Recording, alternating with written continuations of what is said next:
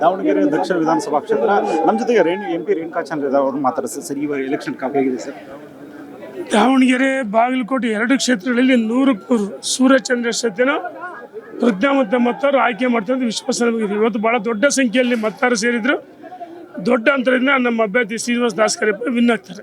ಎಲ್ಲೊಂದು ಕಡೆ ಸರ್ ಗೆಲುವು ಶತಸಿದ್ಧ.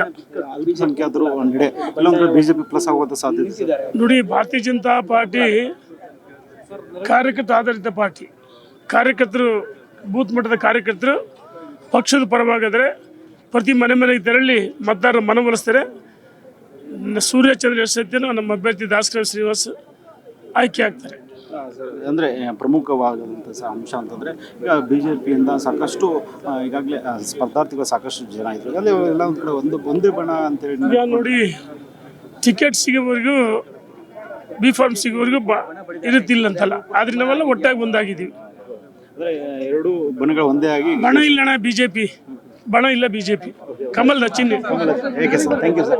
ಇದಿಷ್ಟು MP ರೇಣುಕಾಚಾರ್ಯ ಅವರು ಮಾತಾಡಿದ್ದಾರೆ. ನೀವು ಸಣ್ಣ ಆಗ್ಬೇಕಲ್ವಾ? ಅದು ಒಂದು ಉತ್ತಮ ಆಹಾರದಿಂದ ಸಣ್ಣ ಆಗ್ಬೇಕಲ್ವಾ? ಪ್ರತಿದಿನ ನಮ್ಮ ಜೀನಿ ಸ್ಲಿಮ್ ನ ಯೂಸ್ ಮಾಡಿ ಯಾವುದೇ ಸೈಡ್ ಎಫೆಕ್ಟ್ ಇಲ್ದಂಗೆ ನೀವು ಸಣ್ಣ ಆಗ್ತೀರಾ.